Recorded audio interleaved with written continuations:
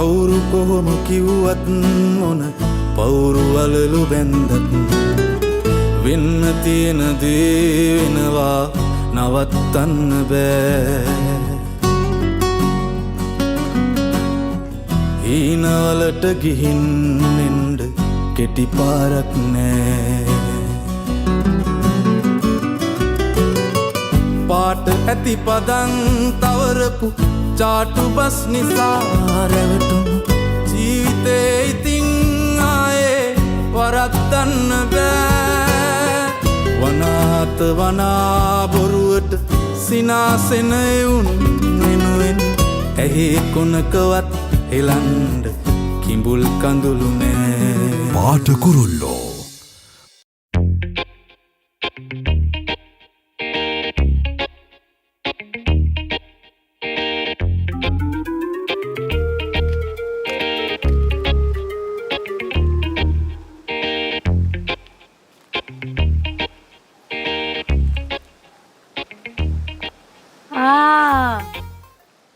මොකද මේ මහත්තයා වැට ආසෙන් ගෙවල් දිහා බලාගෙන නෑ නාලියෝ මේ බැල්ලියක් වැටෙන් එහා පඳුර අස්සේ රිංගලවිල්ලා මිදුල අපවිත්‍ර කරනවා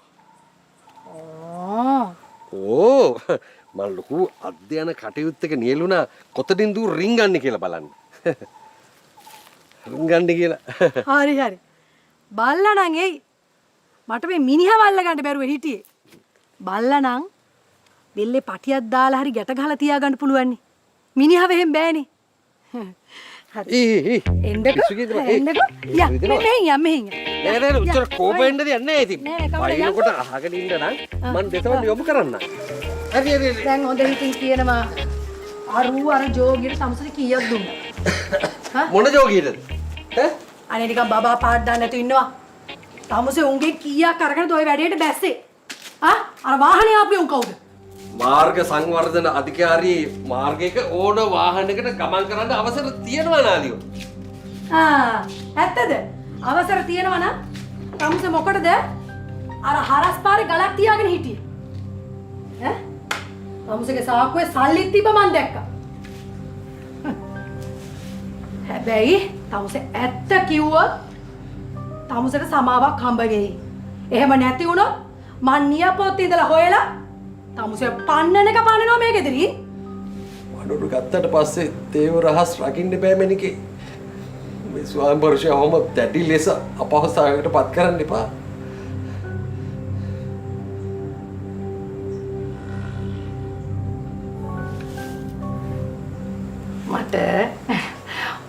මට කියන්න බැරි දෙයක් නැහැ නේ ජීවෙන්. ඔයාට ඕන දෙයක් මට කියන්න පුළුවන්. ඔයා මට ඇත්ත කිව්වොත් ඔයාට කිසි ප්‍රශ්නයක් වෙන්නේ නැහැ. හරි? ඒ හින්දා හොඳ ජීවන් වගේ මට ඇත්ත කියන්න.